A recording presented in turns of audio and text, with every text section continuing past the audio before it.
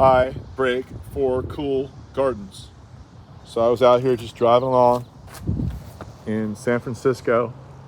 And yeah, that's San Francisco fog coming in off the Pacific. And that's a big canary palm right there. I wouldn't break for a canary palm, but I'll break for a really beautiful landscape. Look at this beautiful landscape. Maybe you could try to figure out what I braked for. Look at this. This is kind of fun. This is a pretty common plant, but this is a really dark blue variety. I think it's called storm cloud, Agapanthus storm cloud, rather than the light blue variety.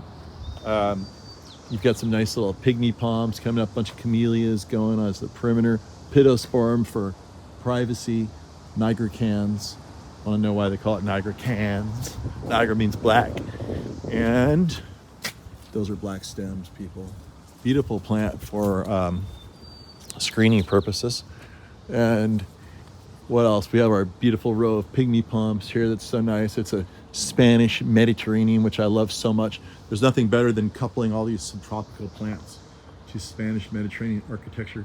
You've got your gorgeous queen palms from South America, Brazil, from the Orinoco River. And what else? You've got the regular Peter Pan Agapanthus blooming its little heads off in there right now. That's the blue you see. Makes a nice little tufted grass. That's a really fantastic plant. It's sort of underappreciated because it's been around so long that people just don't think it's, it's like whatever. They don't really think about it because it's not new. But here's society garlic. It's a really wonderful garlic substitute. You can actually take these flowers and put them on your bread. I eat them. They're very much like garlic. Also the foliage, the same thing. So far you probably have said, well, there's nothing too remarkable. Here, Gary, he's got some clivia up there, some dark green clivia down in the shadows. It's a great plant with orange flowers in the wintertime. Giant bird of paradise, as well as regular little bird of paradise, which is where we started the video. Moving right along, we have some, what else? A little bit more of the same. Got a really nice Mediterranean fan palm back there. Really beautiful. It's got some silver coloration in it. And there's some phormium over there. Got a little patch of grass out here out front. It's kind of cool. And what else do we have here? There's some geranium flowers right there. They're really nice. And nothing too remarkable yet. Look, you've got a little apple. It's not really a subtropical plant, but it is a really nice thing to have in a garden. And holy moly, are you kidding me? Look at that. Are you kidding me? Come on, man. Where'd that come from?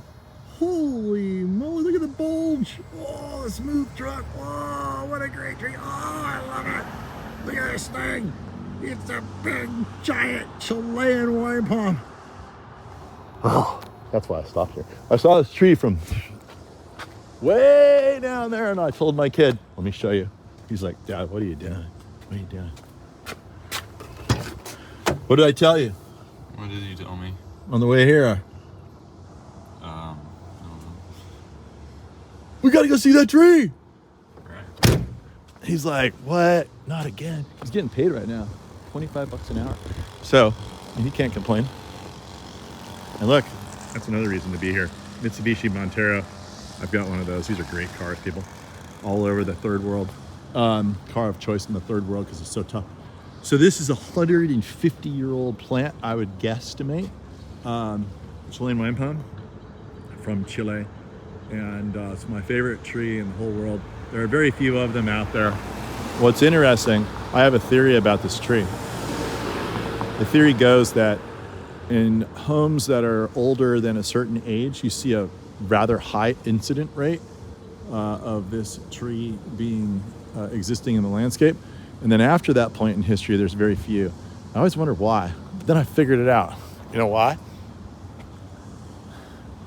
Panama Canal. I went down to Chile on a vacation and made a great video of these trees down there. Still have it. I should link it to this video. But yeah, some of you probably have seen it. And I realized when I was in Valparaiso, which was the main port of call on all ships that went around the Horn from the East Coast to the West Coast of the United States before the Panama Canal existed, they would stop there. And this tree was actually native right there. And then I put 2 and 2 together. I said, okay, well, why is it that after the Panama Canal opened up, there's very few of these trees around in homes of that age and newer, but the homes that are older, there's a really high rate of these trees existing in the landscape.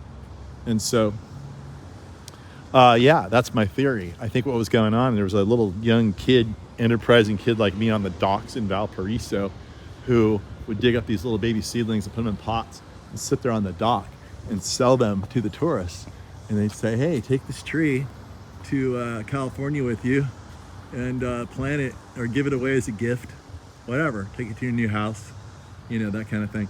And then people were like, that's a great idea. What a great party gift to give to these people I'm gonna be staying with when I get to Sacramento, or I get to Lodi, or I get to Modesto, or I get to San Francisco. And I think that's where this tree came from, because this is a really, really old plant. This is probably 40 foot of trunk. And they don't get that big without well over a century. So this is definitely pre-Panama Canal sourced, and they did not sell these trees big. So this tree got here before the Panama Canal was built. It was planted in this spot, and I'm willing to bet that somebody brought it up on a steamer or a schooner, whatever they rode back in the day. And so you can tell your friends that theory, tell them who started it. Scary Harry Gary started it. Don't get it wrong. That's my name. And thanks for watching the show. Make sure to subscribe and all that fun stuff. And of course, like the channel. Yeah, make some comments. What do you think?